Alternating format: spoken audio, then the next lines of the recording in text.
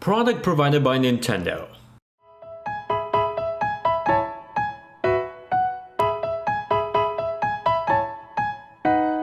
We've seen Nintendo follow this Wii to 3DS trend with games like Xenoblade Chronicles and Donkey Kong Country Returns.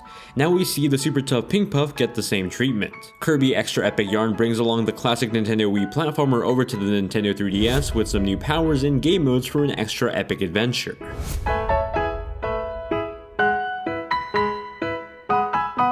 One day while wobbling through Dreamland, Kirby finds a tomato that's actually a Metamato crafted by the evil sorcerer Yin Yarn. Upon the discovery, Yin Yarn transports Kirby into the magical Patchland, a world made completely of fabric, buttons, yarn, and just about everything you'd find inside the cookie bin, at least if you grew up Hispanic like me.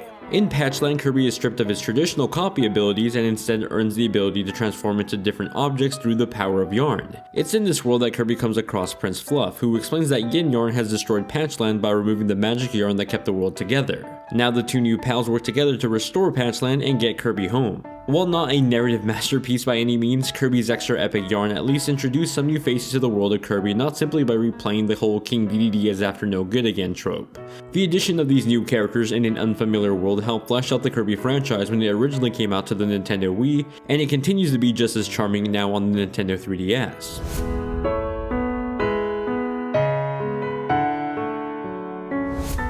When Kirby's Epic Yarn was released on the Wii, I thought it was cute, admirable, but also incredibly easy. Kirby games have always been known for their lack of difficulty, and Epic Yarn was no exception.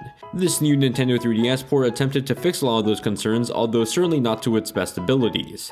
In terms of level design, everything in the Wii version of Epic Yarn is here on the 3DS. The levels are exactly the same with no extra bonus levels to be found. These levels were always a slower paced treasure hunt, one about discovering secret areas or hidden gems rather than just speedrunning through the level.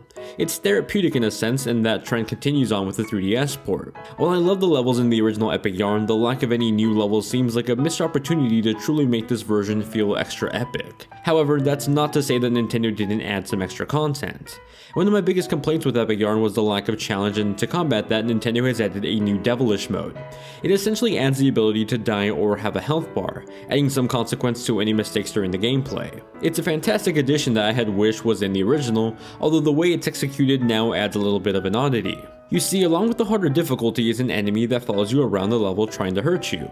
That would normally be challenging, but Nintendo also added new transformation abilities that really throw a wrench into the balancing of things. You see, while these new transformations are cool to use, like the new Tornado Kirby, they make fighting enemies just way easier than before. These abilities are also just sort of pasted onto the original foundation of Kirby's Epic Yarn without creating new levels or puzzles that are crafted specifically for these abilities. The end result is a hard mode that feels like a normal mode in a traditional Kirby game that's made even easier because of all the ability buffs throughout the levels. Ultimately, the campaign ends up being a new but not entirely improved version of the original Wii release, at the cost of introducing some new issues in the process that kept this from being the best version of the campaign. That's yet mentioning that the traditional co-op mode is oddly missing on the 3DS. Epic Yarn's campaign isn't the only changes in this new version though. Two new minigames called Slash and Bead and DDD Go Go Go are also added in this version. Slash and Beads has you play as Meta Knight as he flies through an auto side scrolling level while collecting as many beads as possible. DDD Go Go Go isn't too different either. You play as King DDD now in an auto run setup, also collecting as many beads as possible. These modes make for a decent distraction from the main attraction, although they didn't really keep my attention for that long, so they were more just forgettable than anything.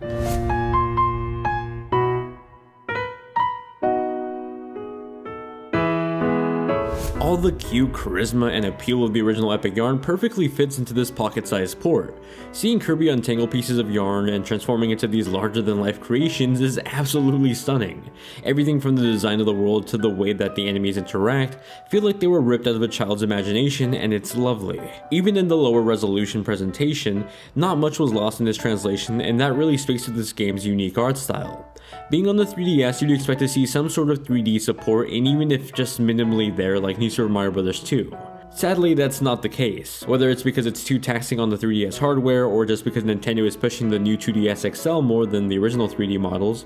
It's a disappointment to see 3D missing on a title that could have been used well with the ever-changing yarn environment. That hurdle aside, it's hard to stay upset at a game like this that looks so good from the art style alone.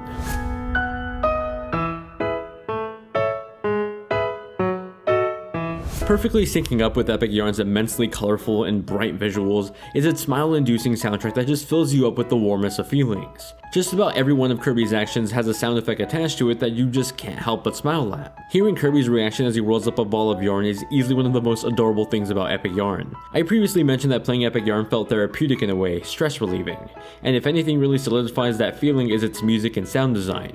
The combination of a cute art style, happy music, and the narrator that tells you the story as if you were being told a bedtime story just makes this one of the sweetest game presentations.